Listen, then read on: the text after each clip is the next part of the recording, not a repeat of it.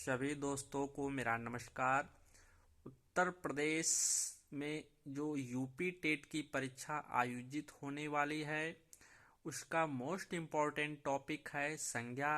संज्ञा टॉपिक को आप पढ़ते के लिए बस 2 से 5 मिनट का टाइम दीजिएगा और पूर्ण रूप से इस बात की गारंटी दिया जाता है कि यह संज्ञा आपको समझ में आ जाएगा। बस आप इसे 2-3 बार रिवीजन कर लीजिएगा, 1-2 बार लिख लीजिएगा और समझ लेंगे तो आपको संज्ञा तैयार हो जाएगा।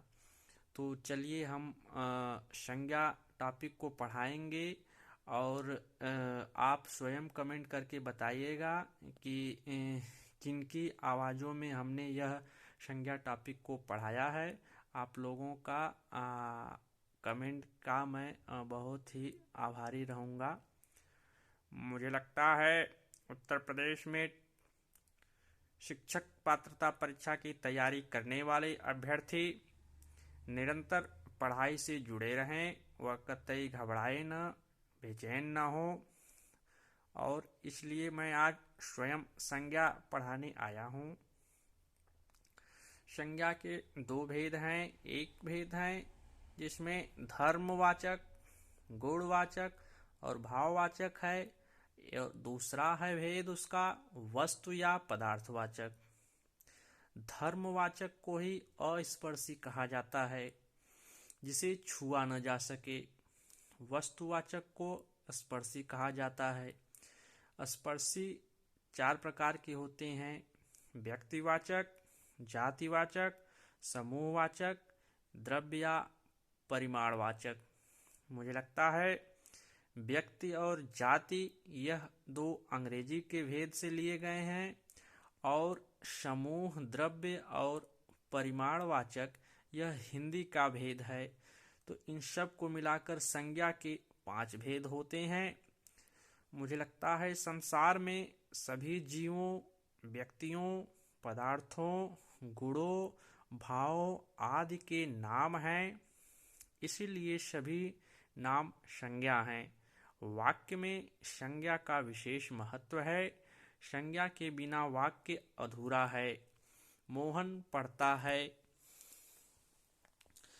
अब वाक्य से संज्ञा शब्द को हटा लिया जाए तो वाक्य अधूरा और निरुद्देश हो जाता है। किसी व्यक्ति, वस्तु, भाव अथवा स्थान के नाम को संज्ञा कहते हैं। रमेश, कागज, ईर्ष्या, कानपुर आदि सब संज्ञा हैं।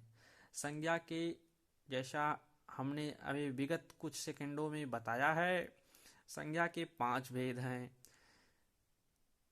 व्यक्तिवाचक संज्ञा, जातिवाचक संज्ञा, समूहवाचक संज्ञा, द्रव्यवाचक संज्ञा, भाववाचक संज्ञा।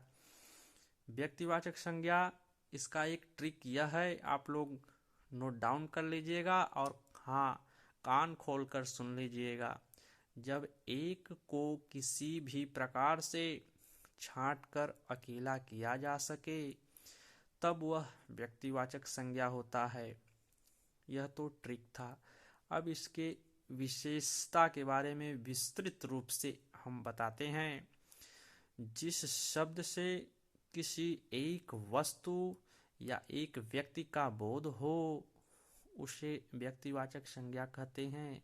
व्यक्तिवाचक संज्ञाएं किसी विशेष वस्तु, व्यक्ति, स्थान के नाम को बोध कराती हैं, जैसे दक्षिण, जापान, प्रशांत महासागर, जापान, प्रशांत महासागर, गंगा, हिमालय, विंध्याचल, वाराणसी, दिवाली, सोमवार, कामायनी, जुलाई, ऋग्वेद, पानीपत का प्रथम युद्ध, कुतुब मीनार, यह सब व्यक्तिवाचक संज्ञा के अंतर्गत आएंगे। अब आते हैं जातिवाचक संज्ञा।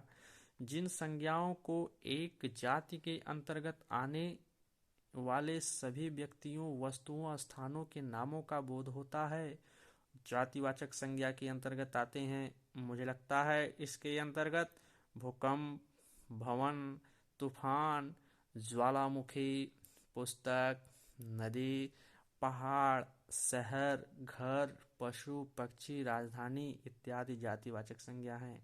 समूहवाचक संज्ञा समूह या झुंड का या गिरोह जिसे आप कहते हैं, कान खोलकर सुन लीजिए, समूह या झुंड को बोध कराने वाले समूहवाचक संज्ञा कहते हैं। नोट: यह संज्ञा समूह या समुदाय का बोध कराती है, जैसे सभा, दल, गिरोह, गुच्छा, कुंज, मंडल, गट्ठर, झुंड, मेला, सेना, संग्रह, समिति, गोष्ठी, कक्षा, कोष, बारात, समाज, गुलदस्ता, बारात इत्यादि समूहवाचक संज्ञा हैं। नेक्स्ट टॉपिक है द्रव्यवाचक संज्ञा। सॉरी, फोर्थ पॉइंट है, टॉपिक नहीं। तौली या मापी जाने वाली वस्तुओं के नाम को द्रव्यवाचक संज्ञा कहते हैं। इसे परिमाणवाचक संज्ञा भी कहते हैं, जैसे लोहा। सभी धातुओं को नापा जा सकता है, तौला जा सकता है, मापा जा सकता है, इसीलिए यह द्रव्यवाचक संज्ञा के अंतर्गत आएंगे। इसी क्रम में हम आगे बढ़ते हैं। पेट्रोलियम, कोयला, या हम कह सकते हैं कि उत्तर प्रदेश में ही नहीं, संपूर्ण विश्व में जितने भी पेट्रोलियम पदार्थ हैं या तरल पदार्थ हैं, सबको मापा जा सकता है, तौला जा सकता है, वजन किया जा सकता है। इसी कारण यह द्रव्यवाचक संज्ञा के अंतर्गत आएंगे। मुझे लगता है इसके अंतर्गत दूध को भी रख लेना चाहिए, बालू को भी रख लेना चाहिए, मोरंग को भी रख लेना चाहिए, और बालू और नमक को भी रख लेना चाहिए, गिट्टी को भी रख लेना चाहिए। तेजाब, तेल, अनाज, फल, चूना, सब्जी, मिट्टी इत्यादि द्रव्यवाचक संज्ञा के ही अंतर्गत आएंगे। मुझे लगता है एक संज्ञा और छूट रहा है, जिसका नाम है भाववाचक संज्ञा।